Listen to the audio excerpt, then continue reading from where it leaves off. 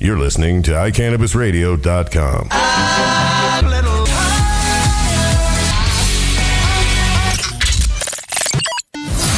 All right, we're back. We had last week off. We did. Well, you know what happened? Welcome, Samantha. Nice to see you. It's rare that we're both on the same show at the same time. And, I've had things to do. I did too. Well, what happened was because the July 4th holiday, our printer took that day off. They take like 3 days off a year, and they're a huge printer, and they have these huge, you should see the printing presses. They're impressive. Well, those things are not designed to shut down. They're designed to continuously run. And so they shut all 3 of their major printers down. And when they came back, they had problems. So we ended up being way, way delayed on the magazine coming out. So I had to take the day off on Thursday to make sure I was delivering the magazine and get it out in time for all of our clients. So that's why we didn't have a show last week. One of those things that we don't like to have to take off for, but that's why. She's like, I just didn't show up. I just didn't show up. Yeah. Well, that's, to be fair, I just didn't show up. Yeah. So I had things to do. I was packing for a trip. I was going to Cape Cod for a wedding. You went to Cape Cod? I went to Cape Cod. How was Cape Cod? Beautiful. It is beautiful, isn't it? Where did you stay in the Cape?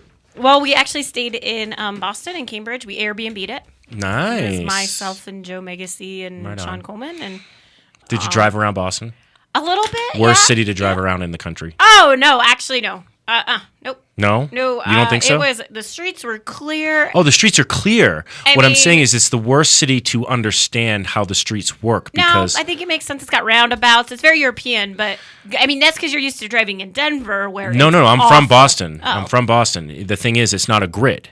It's not designed as a grid. Oh, yeah, no. So, if you get at the top of the John Hancock building, which I think is still the tallest building in Boston right now, and you look down and you look at the streets, it's just they're all curved and squirrely. There's actually a street in Boston called Boylston, and Boylston intersects with itself because it goes up and then it loops through itself. So you can literally be on the corner of Boylston and Boylston. And I've done this before, where I'm on the corner of Boylston and Boylston. I was trying to meet up with somebody at a spot, and I'm like, where are you? And I'm looking up, I'm like, I'm on the corner of Boylston and Boylston. He's like, well, take Boylston. I'm like, that does not help me. Oh, yeah, that stuff is confusing as hell. Well, because you know how they designed the streets in Boston? They took the old cow trails, and because they were the most paved areas.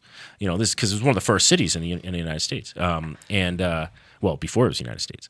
And so because they were the most trodden areas, it was easier to make those into streets. So they did a lot of the old cow trails became streets. So basically, you're following ancient cows. I mean, we had rented a car, a BMW 3 Series, so we had the GPS. So, that'll help. That makes it different. Didn't really pay attention to. I'm remembering Boston before GPS when you were just I don't know how to get there. Other than that, I thought it was very easy to drive around. There's no traffic. Yeah. They have roundabouts, which is very convenient. Yeah, we call them rotaries. Okay. And the East Coast, that's what they're called. They're called rotaries. I never heard of this term roundabout until we left Boston. They're like, yeah, you got to take the roundabout. I'm like, is that like a rotary? And they're like, what the hell's a rotary? I'm like, a rotary is a club that old people go to. You would think so, but they're the same thing. They're the same thing. Yeah. Anyways, but yeah, it was a lovely weekend, and it was a lot of fun, and so now I'm back a little tired. Mm-hmm. So were you there for July 4th then? No, that was right. It was last weekend. Yeah, last weekend. Because that's a great July 4th celebration on the Charles. Oh, I bet it is. It is. Yeah. It's a blast. And They do the music and the hat show and everything. Yeah, it was a little frustrating though. There's nowhere to buy marijuana in Boston, and you realize you want to get back to Libertyville, Colorado. Well, there will be places to buy medical, but not a lot in Boston. Right now, there's 20 licenses have been approved for the entire state of Massachusetts. Yeah, but they're having problems. Oh, they are. They're having huge problems. Huge corruption problems. So yes. Down in Boston. Surprise. Corruption on the East Coast? Get out of here. I know. Doesn't happen. I don't know what you're talking about. Just wait till New York comes online. Good Lord, that will be... It's going to be messy. A shit show. It's going to be ugly. Well, you can't smoke. I know. Isn't that the stupidest thing ever? You can't smoke. These public health officials, they're just crazy. They're crazy. Well, they should actually look at studies on smoking of cannabis, and they would find out that it actually could improve. What's the point of looking at studies? Because then you get these crappy studies like this one where they injected a bunch of people with a bunch of THC. And surprise, I wanted to talk about this. Found out it makes you paranoid. So THC. So there was a study. I have it somewhere. I can't remember which link I put up. It was one of the more comprehensive ones, and they basically what they did is they flooded people's brains with it says, Ritalin. Active ingredient in marijuana causes paranoia. And, here's the funny thing about it is like anybody who's been, dealing with marijuana for a long time, we're kind of like laughing about it. We're like, yeah, it causes paranoia in people that aren't used to, consuming cannabis, first of all, or certain cannabis strains can cause more paranoia than others. And then also the amount of the dosage. Well, I think honestly, like if you look at the science, most of the, like when you talk to Dr. Bruce and a lot of those people, I think they've all come to the conclusion that, look, the higher the THC, sometimes the higher the paranoia, and then if you ever want to counteract that, this is why you have to have the whole cannabis plant. You can't be isolating each of these compounds and thinking you're going to That's the thing is, they isolated THC. Yeah. You didn't have this because, again, CBD balances out THC, and, so it makes a big difference. I do love that they were like, these studies are coming out as if like we're really surprised by their findings, though. It's like, oh, marijuana causes paranoia, and we're like, again, some people can get paranoid with marijuana, especially if they're dosed higher than they can handle. Well, then it's going to cause some paranoia. I would also you're sitting in a lab and somebody stuck something in your arm, pure THC, and you're just sitting there. I'd be a little paranoid too. I'm like, what are they doing? Well, and that's the thing is like, let's change this study a little bit. Let's put them in a room full of people who are all, enjoying cannabis at the same levels that they were doing in the lab, but put them in a comfortable room and a couch where they're hanging out and they're talking, and tell me that they're not going to have they're going to have paranoia. Most likely, they're not going to. In fact, they're going to be very relaxed and have a good time. It's contextual, And the other thing I think about the paranoia side of things is, for a long time, you would get paranoid about cannabis because you didn't want people to know you were high. I know that was someone made a comment. I think it might have been RX Mary Jane. It was really funny. But yeah, about this. But at the end of the day, it really is. It's because they did just THC. Straight THC, which is not how the intended use of the plant is supposed to be done. Nope. Just like you're not supposed to have pure CBD. Although, like, at least that has some, you're not looking at pure recreating. You're looking at least a little bit of medicinal. I mean, they just are hey, we're just going to do this. Like, it was just insane. It's just kind of funny, these kinds of things that they do. Oh, absolutely. And again, they don't... Here's what I wish I could see. Well, they also did... what was really funny, and my friend Sean made a comment about this, was what they did is they stuck them with... injected them with THC. They injected and then they had some... Yeah, and then they had some placebo people. And then they gave them a bunch of Ritalin, basically, so they could flood their brains with dopamine, because they wanted to see how the THC interacted with your dopamine levels in your brain. I thought you pulled up this study. If you pull it up, you can read it. Well, this isn't the study. This is just a report on the study. Yeah, and so what they did is they found that it also will block the dopamine receptors.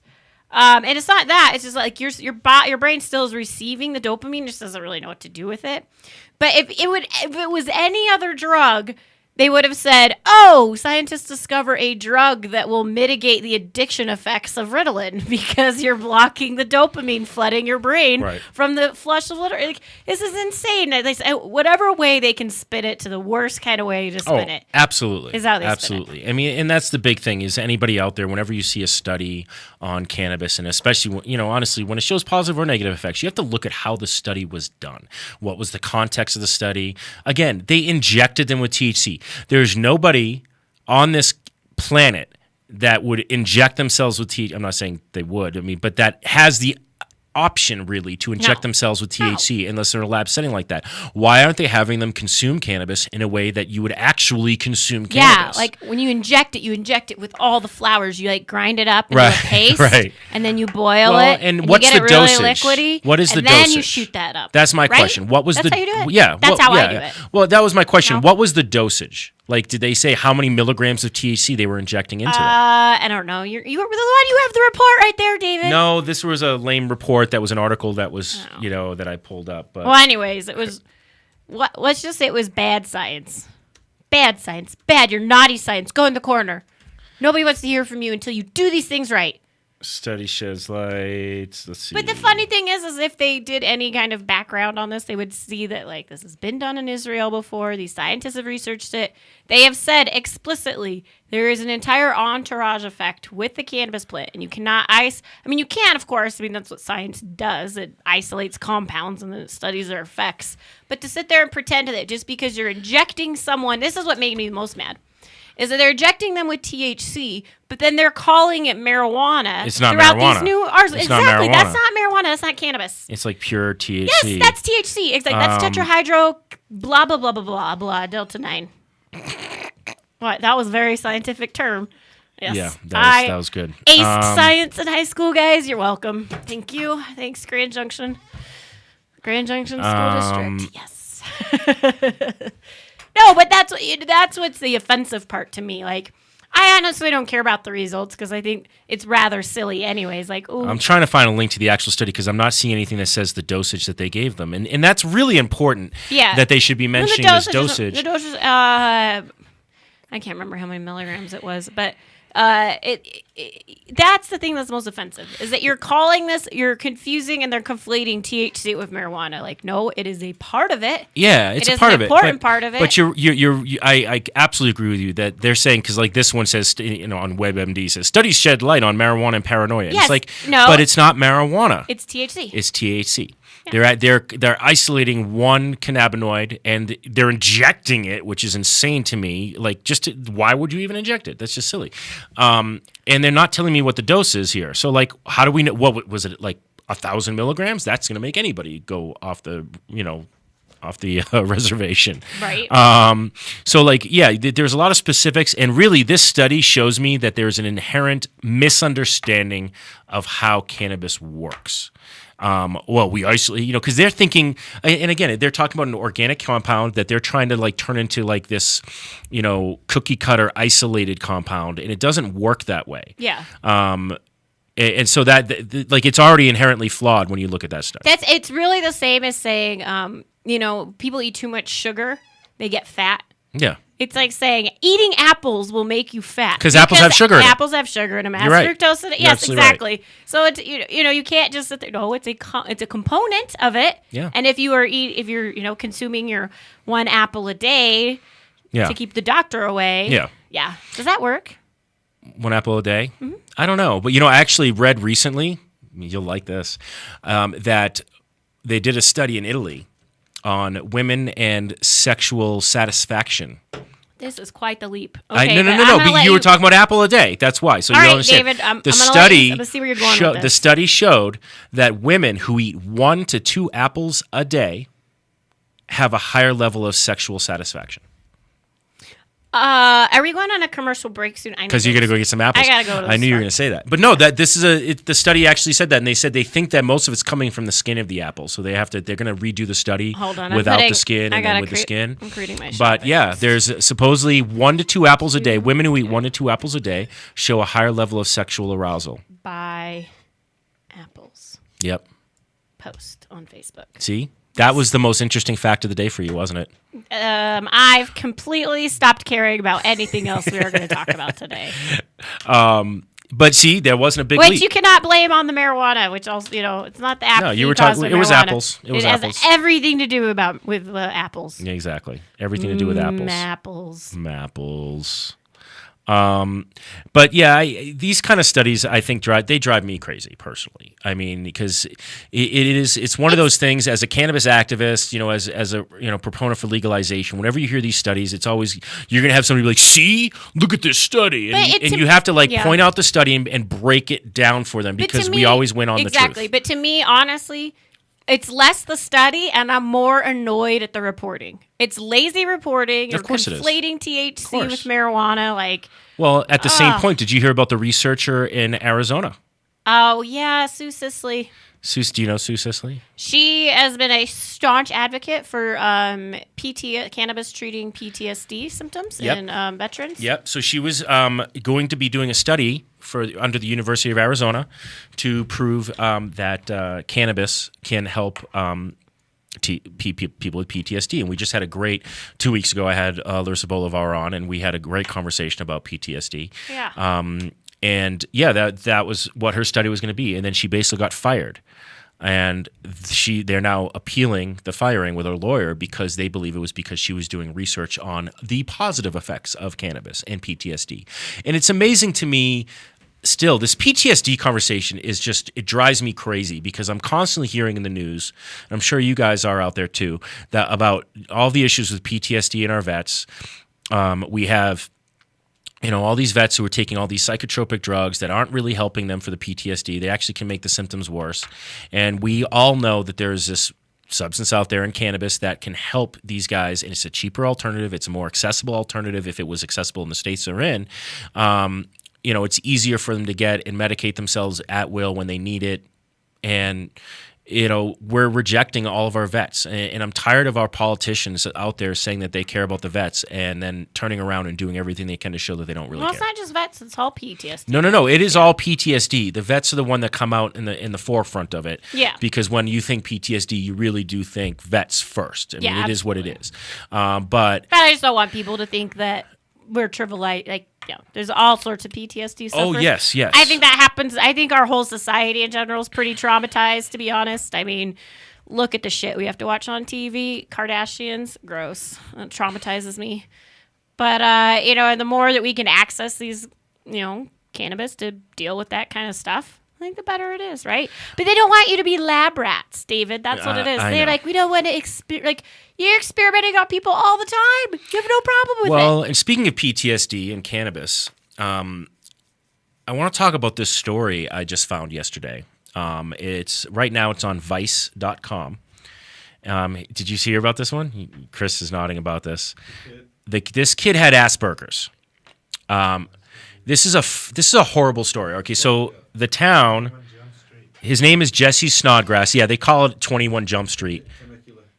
What's his name? Timothy?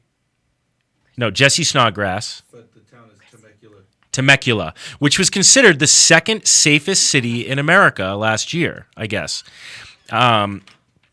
And there's this great video on Vice.com. We're actually going to try to get an interview with Jesse's family. All right, we got to go to a break really quick, and then I'm going to come back and talk about this story about Jesse Snodgrass because it's pretty friggin' annoying. And it's Jesse Snodgrass. It's Jesse Snodgrass. Okay. Yeah, so we'll be right back after this break. New things are here from Incredibles.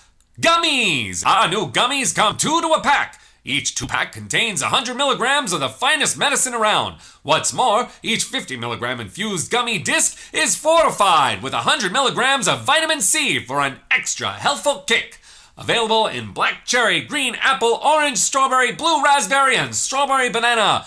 Gummies, new from Incredibles. Same great flavors, brand new shape, and now fortified with vitamin C. Are you a medical marijuana patient or interested in finding out how to become one? Contact Mile High Wellness, where your care is our concern. Conveniently located on Hamden and Tamarack in the Whole Foods parking lot behind Proof of the Pudding. Mile High Wellness offers a wide variety of edibles, hashes, and some of Colorado's top strains. Mile High Wellness, where your care is our concern. 3525 South Tamarack, Suite 110, on the corner of Hamden and Tamarack. 720-382-8516. Mile High Wellness, where your care is our concern.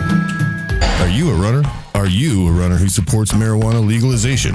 Run on Grass is a group of athletes actively seeking to change our marijuana laws. We speak the truth about cannabis, bringing the message through our feet to new ears. Check out runongrass.com to find out more about us, our events, and how to join up or how to sponsor a runner. If you're in the Denver area, please join us for runs or start a group in your area. Running not your thing? Any sport can do it. On grass. Runongrass.com.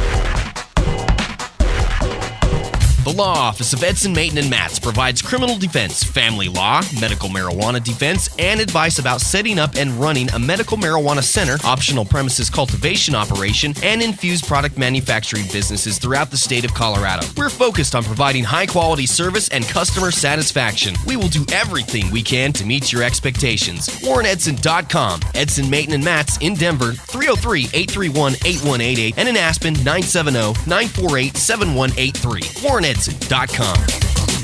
National Cannabis Industry Association would like to thank its members who represent the leading professional businesses in America's emerging legal cannabis market. NCIA is the only organization that has unified legitimate cannabis business across the nation to fight for real reform in Washington, D.C. For more information or to make your business a member, visit us online at thecannabisindustry.org. I'm Gary Johnson, and you're listening to iCannabis Radio, and I want to say, talk it up, Colorado. All right, we are back. In the studio is the lovely Samantha Walsh. Ah, yes. Well, before we went on break, I said I want to talk about this kid, Jesse Snodgrass. Yes. This is a really kind of a horrible story. So what happened is there's this town in California called Temecula. It was actually voted the second safest city in America. And you can go to vice.com and check out the story. It's a 24-minute interview and he does a great job of doing the interview. I'm trying to find his name. His name is Krishna Andavolu. I might be saying that wrong. Sorry, Krishna. But he does a great job of interviewing the parents. Jesse has Asperger's syndrome. Okay, he's in high school. I forget what grade he was in off the top of my head. So let me tell you a little story. I mean, I know people. I've met people with Asperger's, and anybody out there who knows. I mean, it can be a debilitating condition. I've heard it was a form of autism. Now I'm hearing that autism is a form of Asperger's. It's like, so I've heard multiple. Well, you have from what I understand, I have a very good friend who has a son with autism. As do I. So they have a spectrum. Yes. And then I think Asperger's is like on the spectrum. It is, yes. That's my understanding as well. Yeah. So this kid, Jesse, first of all, has never had a friend. I mean, he's in high school and he's never had a friend because of his Asperger's. And one of the symptoms or one of the things that you see when somebody has Asperger's is they are very awkward socially. They have a hard time making friends because kids can be cruel and they can either make fun of them because they're a little awkward or they just aren't socially compassionate. Sometimes that's one of the things that you'll see with kids with Asperger's is they don't feel empathy for other kids. It's a weird thing sometimes. I wouldn't say it's not necessarily they don't feel the empathy. Sometimes it's a way of relating. It's a way, it's a way of relating. It's a relation issue. I think that's a better way to put it.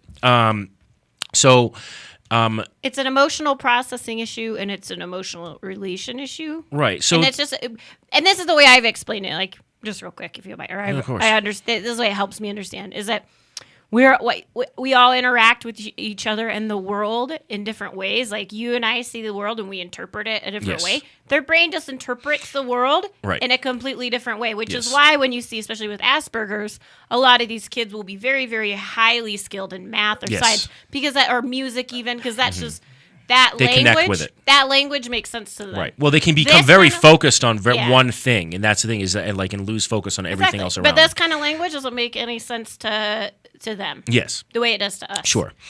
So the story, the kind of story I'm going to lay out for you. So basically, Jesse goes to the first day of school. And I don't know which year he was in high school. I can't remember that part. But it's the first day of school. He comes home and he's all excited to his parents because he's met a friend. His friend's name was Dan. I think his name was Dan. Dan, right? I think that was his quote-unquote friend's name. And so he's very excited. He's finally made a friend, and he's super stoked about it. Well, what we find out is that this friend was a narc. It was like a 21 Jump Street thing that they did in this town. What? He was an actual cop. He was a cop. He's undercover as a student to try to find, drug dealings going on in this town, which is, again, this is one of the safest towns in America. It's not like they have a drug problem going rampant or anything. Over the next period of weeks, this guy, Dan, was constantly bothering Jesse to get him marijuana. I mean, constantly. Gave him $20, and said, look, go get me please get me some cannabis. Get me some cannabis. Get me some cannabis. What? Texted him almost every day, multiple times a day to get him. Now, it became a joke amongst a lot of the people in the high school there that they started calling him like Dan the Narc or whatever it was, because to them it seemed pretty obvious because he was constantly trying to get weed. But somebody who has Asperger's not necessarily going to recognize that. And then there were other students that didn't necessarily recognize it either. Yeah, there's a lot of people. I was very socially awkward in high school. I never would recognize that. And and there's actually the video is playing as I'm talking, and there was a couple other students that they kind of look like the students you would look at in school and be like, yeah, they probably smoke weed. She's got piercings and he's got kind of longer hair, looks kind of like a skateboarder guy. So you might. They were loners. And so they welcomed him into their circle, this guy Dan, and he kept bothering them for it as well, to the point where they were finally like, dude, I don't know how to get it. But he bothered them so much, they were finally like, fine, I'll get it for you. Well, the same thing happened with Jesse, where he was really wrestling with this. He doesn't use cannabis. This guy had already given him $20 for it, even though he said he couldn't get it to him. He's like, well, when you can, just buy it for me. So he felt so bad because he thought he was going to lose the only friend he'd ever had, that he went and found some homeless guy near a dispensary in California, either in their town or nearby, gave him the $20, and the guy got him $20 worth of bud, which worked out to be 0.6 of a gram. 0.6 of a gram. for $20 worth of bud. And then so he gets it to this guy, Dan, his friend. He thinks, well, he needed it. He felt bad for him that he needed the marijuana. So he got it for him because he was trying to do what he thought a friend should do because he'd never had a friend before. Well, then the cops come and they arrest him. And they've asked him, have you ever bought marijuana? Have you ever done this? And he's like, well, no. And then finally this guy, Dan, comes in his uniform. And he's like, do you recognize this person? And he's like, no. And then he looks up and he's like, well, it's Dan. And, and so now he's being arrested. He's been expelled from school. So have these other students. And so what happened is they did this all in one day, these arrests. 22 kids were arrested and they billed it, the media billed it as a huge drug ring. Like they made this huge bust. It was this amazing drug ring that they shut down and just like all of this stuff. Pretty amazing, like how awful this story is. Because this poor kid, all he wanted to do was have a friend. And this fucking pussy ass cop picked on a guy who obviously had no friends and got an arrest, so it made him look like this hero. And all he did was get a kid expelled. Did he make our society safer by putting Jesse Snodgrass into juvie, by getting him expelled from school? No. Did they do anything, and yet they're going after these kids saying that they're like making the streets safer when they weren't. Now, they were saying, well, we confiscated all this stuff. Now, they didn't go into the story of everybody else that was arrested. So maybe they did nail some people for meth and all that. Didn't seem like it happened in this school. It seemed like this guy, Dan, was just really an asshole cop. One of the things that they quoted him as saying was while he was in locker rooms, he was commenting on girls in the school's asses and saying, oh, she's got an ass that won't quit. 15-year-old girls. He's 20 years old. He's in his 20s, this cop, who was posing as a high school student. And it's like, yeah, I'm pretty sure that's not how you're supposed to appropriately act as a cop, even if you're undercover. That's, really skeevy and disgusting, actually. And what this tells me to me, and it goes back on, it's titled Advice, The War on Kids. And it's like, what are you guys trying to accomplish? That's what I want to do, is sit down and talk to these cops. What are you trying to accomplish when you go after somebody like Jesse Snodgrass? Well, this is just so ridiculous. It's the entire approach of like you treat children like criminals or you treat them like idiots. And it's like, no, or you just talk to them.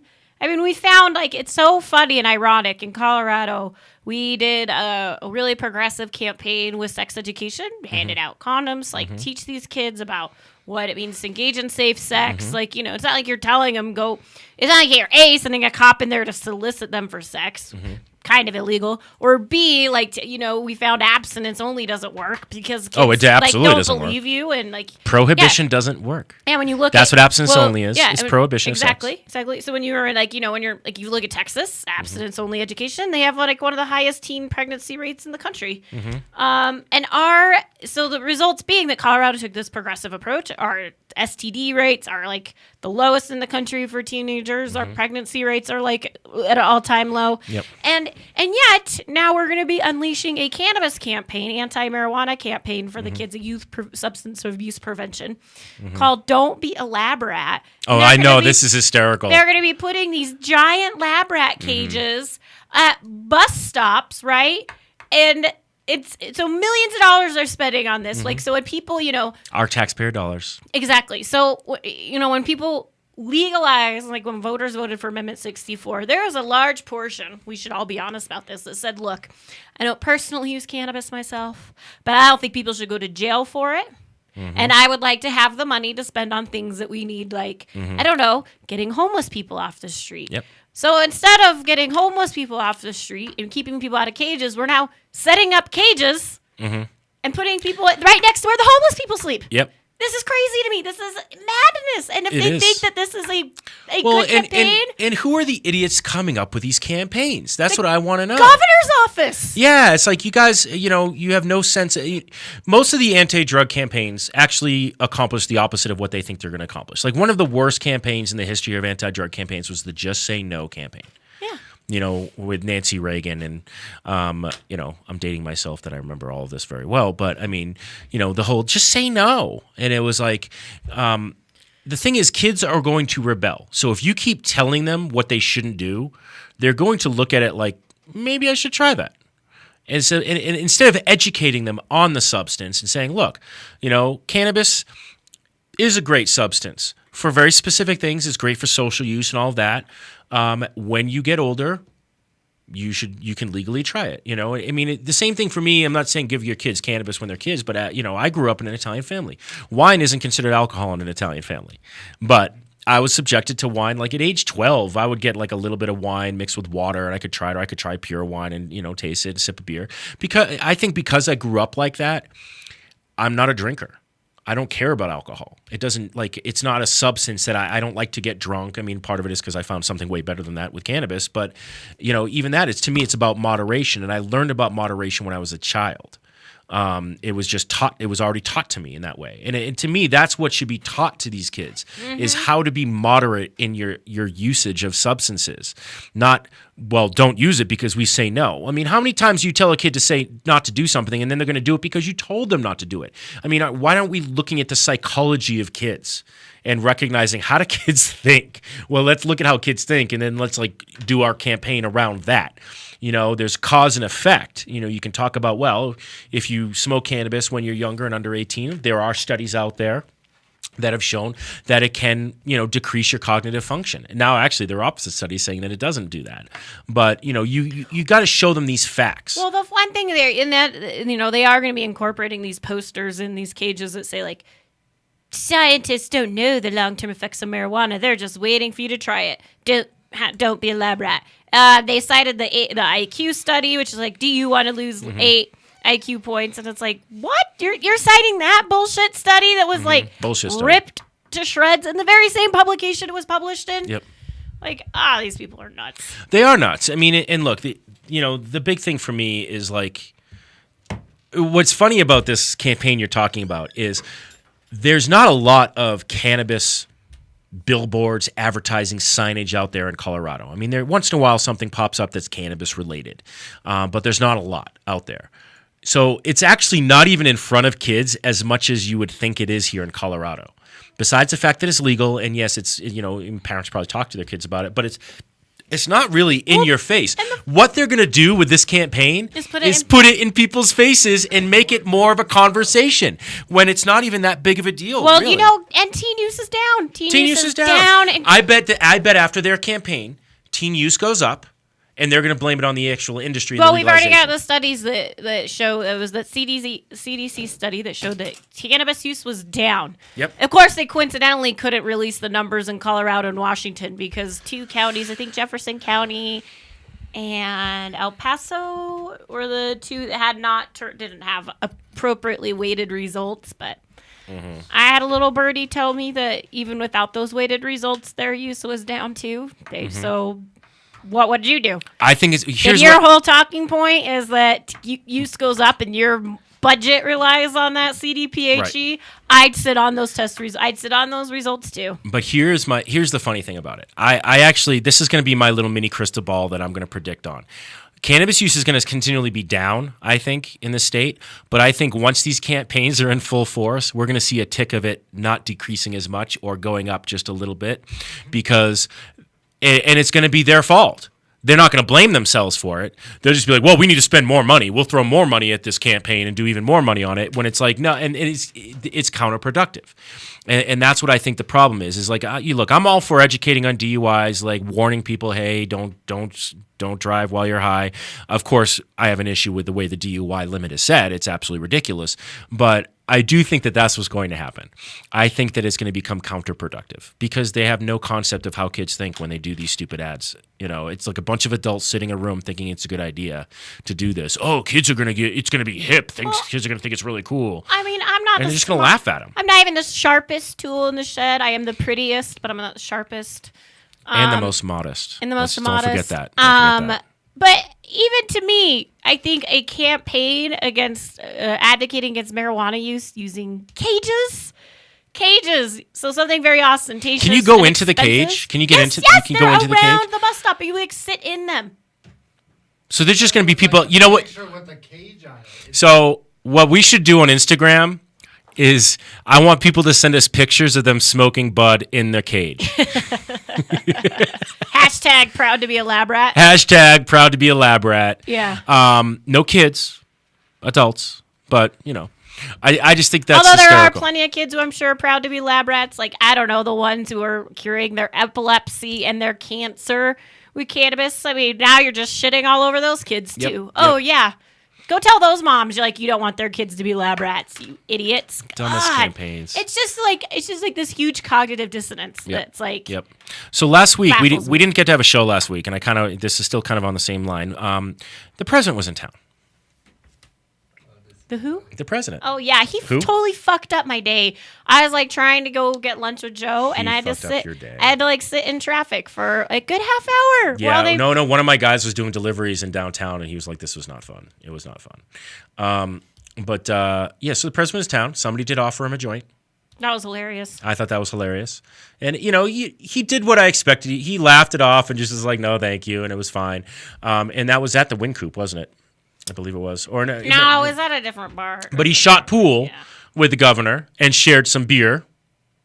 So he said no to a toke, but did drink with the governor because we know our governor likes his sauce. Glug glug. And I still, I just want to bring back something that Governor Hickenlooper said because somebody had asked him. That beer is food? Yeah, no. Katie, Oh, because he said that once. He did? That's Yes. awesome. So Katie Couric had asked him when he was in Aspen if he had tried cannabis yet. And he said, no, of course not. He kind of laughed it off too. He's like, I don't want to send the wrong message to kids. He proudly drinks beer everywhere he goes, but he has Not just proudly drinks beer. He wanted to make sure he had fresh tapped beer in the governor's mansion. So he, put his own private tap system of like 4 or 5 craft brew beers from Colorado in the governor's mansion. That message is quite all right for kids. But God forbid he enjoy his Amendment 64 rights here in Colorado and take a toke, because he's so worried about the kids. How many kids are killed? I want to find this stat out. How many kids are killed by drunk drivers in Colorado? Well, 1 in a 7 year? people are killed by alcohol-related deaths in Colorado. 1 in 7. 1 in 7. In Colorado, we have the highest alcohol-related death rate in the country. Oh, but our governor doesn't want to send the wrong message about marijuana, but yet he has no problem putting tap beer in the governor's mansion. You're it's like, silly, David. I Don't know. be silly drawing your conclusions. I know. It's facts. amazing. It's amazing how somebody. Reality. Yeah, I mean the hypocrisy of him is insane to me. Hypocrisy? Hypocrisy. Is he a hypocrite? He is a hypocrite. Oh, yes. He is a hypocrite. I wish we had a better option on the ticket this year. You did Mike Donovan. He Mike champions liberty. He's pro weed. He's pro everything. He's gun. How's he doing? We just gotta get his name out there a little bit. But Yeah. he's really good on gay marriage issue. Another issue. I think the governor's a little. The governor's kind of a Fence-sitting on look. I can't believe I'm using this word twice because I don't use it very often. But the governor's a pussy on a lot of issues, in my opinion. As far as a Democrat goes, I mean, he's like, he's been fighting the marijuana thing tooth and nail, and won't just embrace the fact that we've become like the most revolutionary state in the country. Gay marriage. What are you laughing at? What? He is. I did say it twice. Well, no, I just used the word twice. I didn't call him a pussy twice. Chicken pooper. You like chicken pooper? Yeah. But seriously, it's like go out on a limb, and yet at the same point, he's completely supporting fracking. So is he really a Democrat? I mean, is he? Oh, that drove me nuts. I made a little comment on my Facebook once about the governor, like, because he supported gay marriage. No, he put a line in a press release at the very bottom of a press release. Like, he's never said the words, I think, in public or to the media. Like, I fully support marriage equality and gay marriage. And with all these lawsuits going on between the county clerks and the AG's office, he told he said, I think the AG should continue to appeal it, is what he said. So he kicked the can down the road. I know, surprising, right? But I had someone comment on me. What did this person say? They said, "Well, correct me if I'm wrong," which I always hate that. I always want to slap people who say that because I think that's just the most passive aggressive. Correct me if I'm wrong. Yeah, correct me if I'm wrong. And I'm like, don't worry, I will. Oh, I will. I don't need to correct your ass because it's so stupid. Like, I'm just going to laugh about it. But anyways, but, you know, the governor doesn't get involved in legal disputes because I was, like, complaining, like, why isn't he telling the AG, like, no, do not appeal this. Like, I do not support you. Like, oh, you know, he takes the position of sitting on the fence. How unsurprising. And I was like, I'm pretty sure the governor went ahead and sued on his own the entire, like, localities that banned fracking. So don't sit there and tell me that the governor doesn't get involved in, like, legal issues between localities in the state. He does when it affects his pocket. Well, he absolutely had no problem suing. I think he filed that lawsuit the next day. You know, so to sit there and tell me, like, oh, he doesn't get involved in that. You know, so I say, like, you liar. Like, the Democrats, they spin it, and I get it. Like, you have to support your candidate because you don't want to have, like, Bob Beaupre, but it doesn't mean you should allow, like, as a Democrat, you know, it just offends me that we allow these poor leaders into office who don't lead on progressive issues that majority of the country agrees with. But, you know, this speaks to my problem with the fact that we even have a party system. You know, I mean, because the party system makes people lazy. I mean, it's still strong. It's what it is. I mean, the party system exists, but it's like it makes people lazy because when you look at that ticket, you say, okay, I'm a Democrat or I'm a Republican. Who's the Democrat? Okay, I'm going to just tick it off on that without recognizing what they actually stand for. Because really, you know, I mean, to me, Hickenlooper seems way more Republican, smells more like a Republican, acts more like a Republican than a Democrat. So to me, it's like, get rid of this party system and all of a sudden citizens have to pay more attention to everybody they're voting for. Or you'll have less people voting because they won't pay attention. But I mean, fine. You know, have the people that pay attention be the voters. You know, make everybody independent so that I go, okay, what's his stance on fracking? What's his stance on gay marriage? What's his stance on cannabis?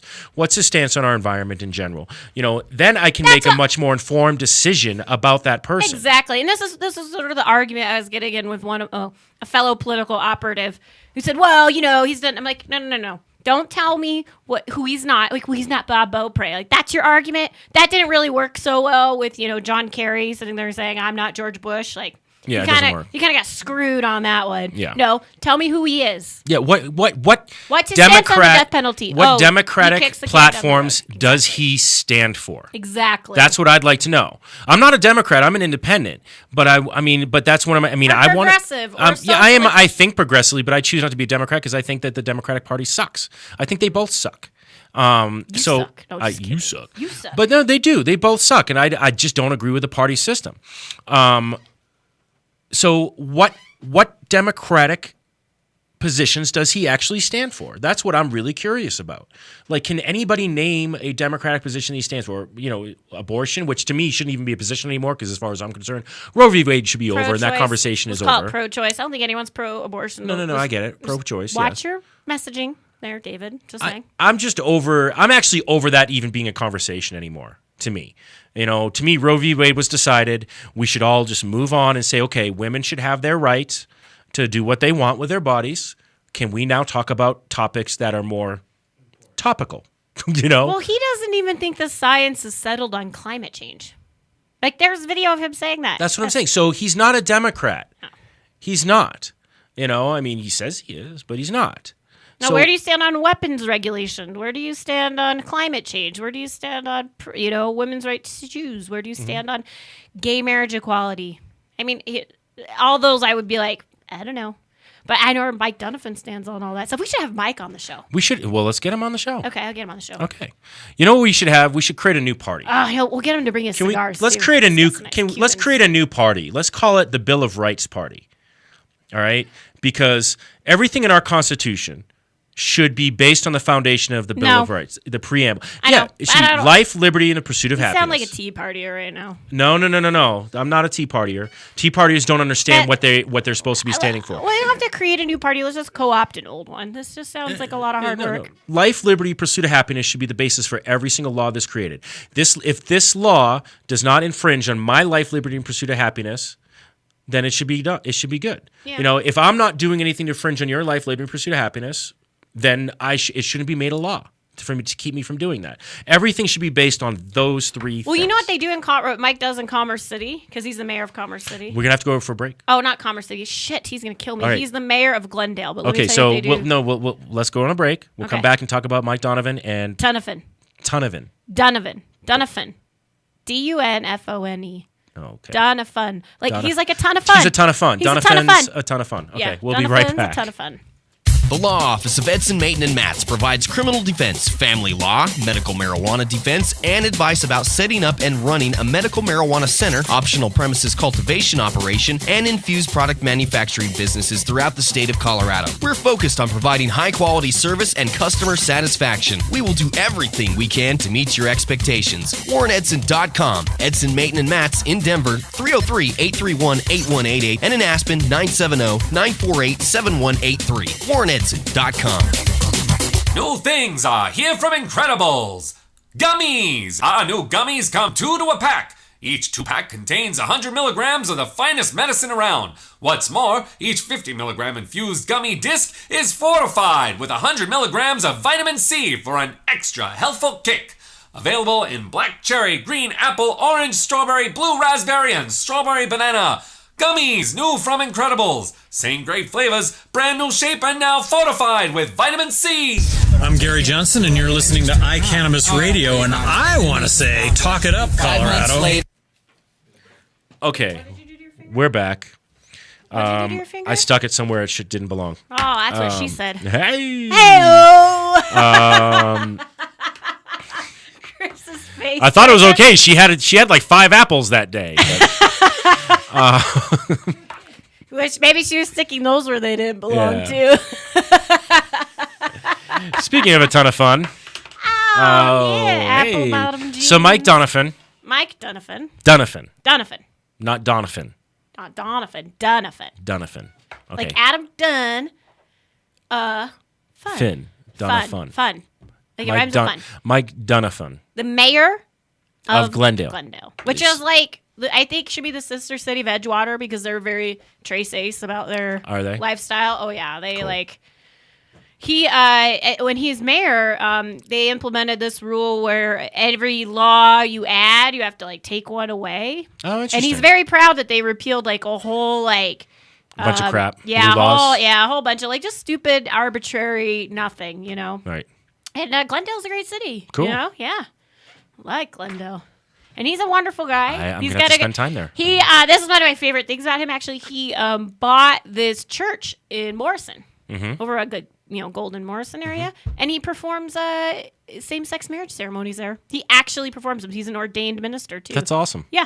That's awesome. Yeah. Now he's running against Hickenlooper as a Democrat or as an independent? He's I think he's either unaffiliated or on the Libertarian ticket. Okay. He might be unaffiliated. Is he gaining any ground? A little bit. I mean, I think with him, the whole. I mean, once people like hear about him, I think the key with Mike is do a lot of social media and earned media. Well, I'd love to get him 'cause on he for would the go magazine viral, then. Let's yeah. interview him. Let's All get right, him let's rolling. set it up. Set it up. Oh, he would be wonderful. So, so he's kind of like if knowing me, you're like that's the guy you would be voting for. Oh, you should totally vote for me. He owns Shotgun Willie's. It's Okay. awesome. We can get free entrance in there if you. At Shotgun Willie's. Yeah. Go Why, look at wait, some. why Shotgun Willie's? Because he owns. Oh, he owns Shotgun Willie's. Well, actually, his partner I think owns it. Yeah. His partner owns Shotgun Willie's. Like yes, his lady love. His lady love partner. Well, you have to say But that because he- you were just talking about gay marriage, and you say Oh. partner. You should be specific when you Well, I never know what to like. Sometimes life partner, life is paramour. his paramour. Well, that's a good word. Anyways, but yeah, he's an owner of Shotgun Willie's. He's pro. He's So he's actually, pro-sex. He's pro. He's very he's pro sexual revolution. He's pro feminine empowerment. He's pro weed. We don't like that word. I love the word weed. Okay, it's fun. It's like the word booze. It's a lot of fun. It is like the word booze. And I love the word booze. Yeah. I know. Oh no, I have a thing about media. I'm a though. little boozy. I have a thing about media when they say pot and weed all the time. I know. It's like they never heard of the word cannabis. They can't say the word cannabis. They just can't. Like listen to media sometime. Cannabis. Yeah. But you can't. You won't hear them say the word cannabis almost ever. Like pot, weed, and it's like, well, if we're talking about alcohol, you keep saying booze. And it's like saying booze and hooch nonstop. Booze, hooch, booze, hooch, booze, hooch. After a while, it sounds stupid. For crying out loud, David, they can't even differentiate between THC and marijuana. So well, that's true. Give at least that is true. Baby steps with them. Yeah. And he's also he's just a very pro-business guy, which is good, for your more Republican-leaning people. But he's also very good on social issues, which is good for your Democrat. Well, that cracks me up. By the way, that whole thing that Republicans think that they're pro-business. Pro-business is like anybody who wants our economy to be successful is pro-business. It's how are you pro-business that makes it different. No, it is though. I mean, it's like I don't understand how Republicans have. He's anti-over-regulation. Well, I'm anti-over-regulation too, but look at what we deal with in the cannabis industry. We are dealing with over-regulation. Well, those aren't really people who are pro-business now, are they? No, I know they're not. But there's a difference between smart regulation and over-regulation. Well, why don't you just get him on the show and just ask him? I want him on the show. Or in your magazine. You get him on the show, and I'll get him on the magazine. Your little, fancy magazine. Here, let's do that. Do you like our cover this time? With very the patriotic. Flag? Yeah, I like some patriotic stuff. That's cool. The flag. You got the Connoisseur on there. That's what I call him. The Connoisseur. The Connoisseur. Actually, that's pretty good. We call him Monocle Man. No, because he's like a sir, right? Because he's got the monocle. I actually like that name. The Connoisseur. The Connoisseur. Remember, I don't say it too fast because it sounds like cancer. The Connoisseur. No, it's like the connoisseur, right? But he's the Connoisseur. I got it. Well, I'm just saying. I told you this idea a year ago, no, and you didn't. Yes, I did. Really? Yes. No, Yes. I only listen to 20% of what you say anyway. That's so hurtful. But we were talking about, you were like, oh, maybe I'll do this contest to rename him. And I'm like, you should call him the Connoisseur. And then you were like, oh, it's a good idea. And then you totally, see, thanks, #thanks marijuana. Thanks. That was actually probably one of the shows that, Chris got me high. I haven't done that much Chris. lately. I haven't done that lately. Whatever. I haven't done it much. We don't do First of all, the point was, it was actually last year. Oh, there was a right point. after the judge thing, what? The THC championship, which is coming back, yes. Yeah, how do I get to be a judge on that? You have to pay. All right. No, you're going to be a connoisseur judge. Yeah. Well, although, I don't know. Do you think Samantha's a connoisseur, Chris? He's what? like, no. Yes, that's hurtful. Hurtful. Here's the deal. Here's the deal, though. If you're a connoisseur judge, it's $200 to be a if you're a judge, if you're one of our judges, it's $200 to be a judge, but you get a +3 tickets for our private event. Okay. So then you can have 3 friends, and you all put in $50, and you can all enjoy it together. But I want to do the CBD strains. You're not going to get a lot. We're not going to have a lot of CBD strains. We never have a lot of CBD strains. This is so ridiculous. I went into this is... You're not... No. Here's the reason why. CBDs are in such high demand. What happens is that all the guys that have CBD strains are not going to enter them into a competition because they want to give it to the patients that need it. Because I've tried to have the CBD strains. I've always gotten 2 entries every competition. I'm still going to do it as a special kind of side competition, but it's not part of... you have to have at least... All right, then I want the indica. You want indica? Yeah. Maybe. What do you mean maybe? That'd be nice. No, I am nice. You're not nice. I named your No. little monocle man, and I gave him a better name. You didn't make Monocle Man. I upgraded you. You did not make Monocle I upgraded you Man. when I joined the show, and now I upgraded your little monocle man moniker. And I'm also mean and awesome, and that's hurtful. It's just You're hurtful. also you and awesome. Mm-hmm.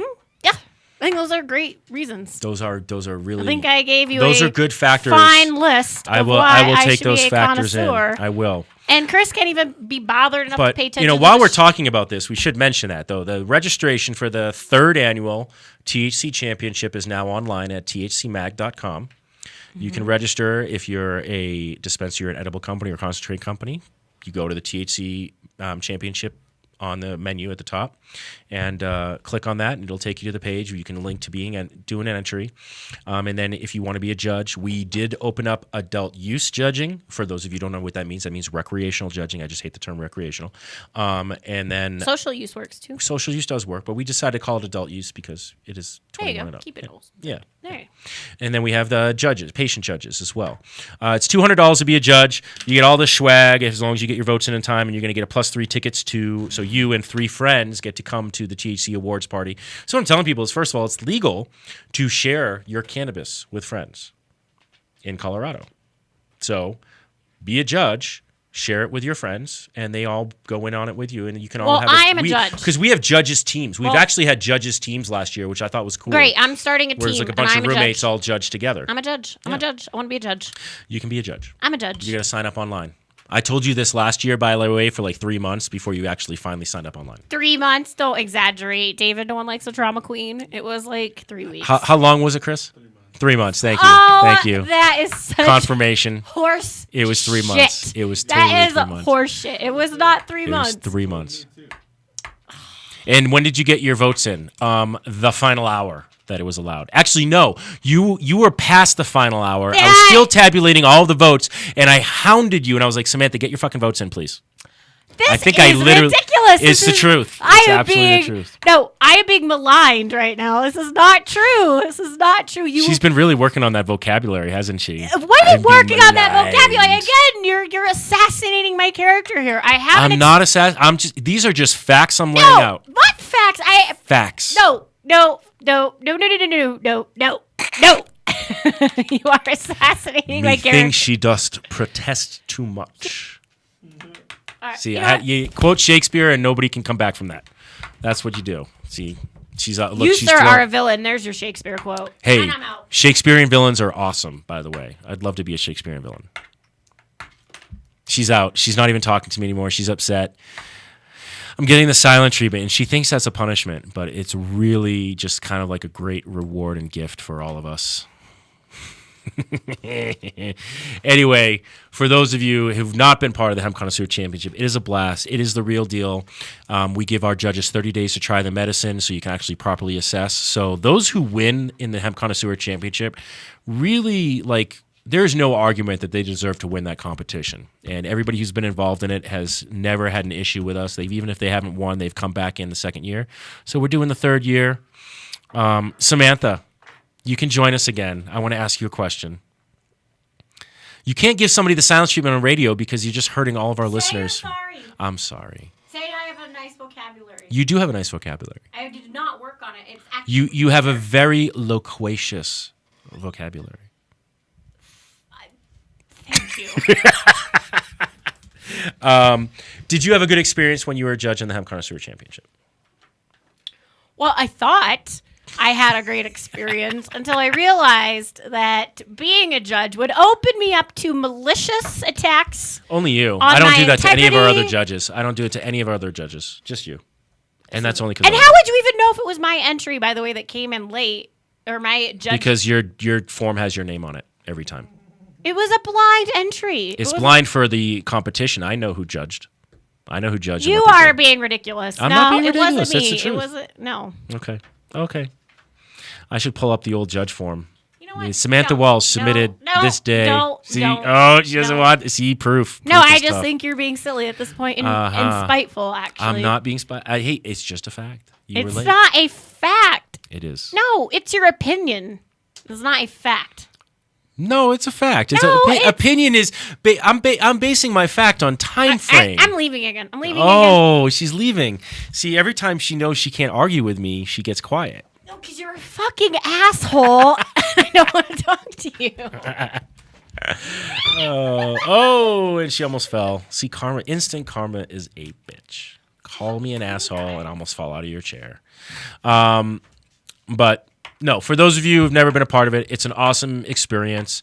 You get to try all smattering of the best buds in Colorado, best concentrates, edibles. Smattering? A smattering. Oh, look at you trying to be all fancy. I never knew smattering was a fancy word, but I could say a plethora. Yeah, we have a great time. I highly recommend it. Anybody who's from out of state, we are opening up recreational. I'm trying to work on how we do out of state people because you can only buy an eighth at a time of the judges packet. So that would be a quarter. Sorry, quarter of time. So we would have to divide the judges packet up into 4 groups and kind of make you go on a scavenger hunt to different dispensaries to get it. So we're trying to work that out with our lawyers still on how to make that legal. But we are opening it up for those 21 and up with a valid state license. So anybody who want to get involved, you got to be in Colorado on the last week of September, first week of October to pick up your meds, and then you got to get your votes into us by the end of the month of October. I gotta say something real quick. Oh, I thought you were being quiet. What? Nothing. Come on, please continue. I can't wait to hear You're this. gonna be nice. I'm being very nice. Apologize. I apologize for Being an asshole. Look, I'm married pretty much. I apologize about 30 times a day. They don't even mean anything anymore. All right. There is a fundraising event. Yes. When were you going to get to this? Oh, God. yeah, two things. We got Classically Cannabis. Classically Cannabis. On Friday. God, we're dicks. We should have talked about that a lot more and earlier. I know. Well, we were too busy talking about you can still get your tickets if you need a ticket. Let me know and I'll set it up. It's a private event, so it's this a private is a event. very special And thing. it's not tickets. I'm sorry. If you still need a reservation, let me know. If you need a reservation. And I can get you on the reservation list. How are they going to let you know? Call David. His phone number is... I am not Samantha's secretary. Call David. His phone number is You're not, 719 555 963 7235 2235 6. 8. So call that number and then tell David you want a reservation for Classically Cannabis, and then he will give me your information. I'll help set it up. And then there is now he's really angry at me. That's I'm not angry. Payback. What you can do is you can look up Samantha Walsh on Facebook and you can message her on Facebook. That too. You can do that. And then there is also a fundraiser for Representative Jonathan Singer that we do. We started it last year. It was a lot of fun. It was called Singing for Singer. I think that's a cool idea. Yeah, and Not that I'll be singing. it was actually, he came up to Joe and I, and he said, this certain industry group, who shall remain nameless, MIG, had not thrown him a fundraiser yet for all the work he's done, because he's been very supportive of the cannabis industry and community. Sure. And so we were like, what? And it was December. The deadline was coming up, so we threw together this great fundraiser for him called Singing for Singer, and How's his campaign going? Great. He's doing really good. Is he going to win? Oh, probably. But we like to get him started on that leadership fund too, Got it. Every penny helps. He has got a campaign that works really hard, and they do a lot of hard work, especially, his districts, Longmont and a little bit of Boulder County, so they got hit hard with the floods and things like that. So, so he, anyways, so we did this Singing for Singer. We donned on ugly sweaters, and we all karaoke sang, and it was great. Why the ugly sweaters? Because it was like holiday time, and so we thought it would be kind of like a fun little extra twist. Gotcha. So this time, we're doing one on the 25th, Friday, July 25th. We're doing a little extra twist. So we're going to play this game called Cutthroat Karaoke. So Cutthroat Karaoke is you pay $10 a song. If you get all these little colored slips, right? So you get the regular slips, which cost $10. This is a donation, it's a $10 donation. $20 for blue slips, right? And the blue slips, if I write your name on it, that's a song you have to sing. Oh, that's messed up. And then there's just I a will red not veto be piece of attending. paper that you can buy for $30 that you can hand over and say, I veto it. And then whoever assigned the song then has to sing it. So if I signed, That's smart. So basically, if I'm worried about somebody assigning me a song, I have to get the get out of jail free kind of thing for $30 to block it and send it right back to you. Yeah, but then you also have to choose wisely about what song you're going to sing. Because you can't it's got to be a song sing, you want to sing that you're assigning to somebody else. In case I'm too sexy for my shirt, and then... How did I know that was... I literally was going to be like, she's going to sing I'm Too Sexy. No, I don't sing that. I was thinking that would be a fun one that you could do for somebody because, it's a kind of an embarrassing, hilarious song. Sure. And then they could just throw it back on you with their veto card. And it's like, if that's not a song you're comfortable singing, don't sing it. If you don't know the entire rap to Baby Got Back, maybe you shouldn't be. Yeah, but don't they give you the lyrics? Yeah, they give you the lyrics. There's a little bit of a rhythm issue. You got to be on time. You can't just say the word. You got to be like. Well, what happens if you don't sing it well? It doesn't matter, really. It's karaoke. It's karaoke. No one gives a shit. Who gives a shit? Yeah. But, cool. Where's it going to be at? It's going to be at the Outback Saloon in Boulder, and then we're going to do another one in Denver in August. Okay. So we're doing one in Boulder, since that's sort of his district, and then we're going to do one in Denver. And this is like open to everybody. So like, I think it's a nice way, these kinds of fundraisers I think it's a great idea. It's to fun. connect politicians and your elected officials. So is he going to sing? Does he sing? Oh yeah, we always, and he gets no vetoes. So you can assign him as many songs So as you he's want. up there a lot. He's up there a lot. Is he a good singer? He's fun. He actually, the first time we did it, he had so much fun. He did a lot. He did some Neil Diamond. Cool. There was Rocky Mountain High, John Denver songs. It was great. Gotcha. It was a really, we had a blast. So you're going to give him I'm Too Sexy, aren't you? Oh, that's a good one. I might. I know. Or like some Britney Spears. I was like, just "Hit going to me, say, baby, one more time." or Like a Virgin. Yeah. Ooh, that's a good one too. Yes. Little Culture Club. Culture Club. Yes. There you go. Culture Club. Do you really want to make me cry? All right. Well, we actually, on that note, we do have to end this show, as fun as it is. I So think you need to be nicer to me on these shows. you've never been nice to me on these shows. This is why I don't come anymore, because you're so mean. No, you don't come anymore because you don't eat enough apples. Oh my God. Okay. And on that note, thank you for listening. Thank you to our sponsors, Incredibles. You guys are incredible. And for all of you out there, peace, love, and hempiness.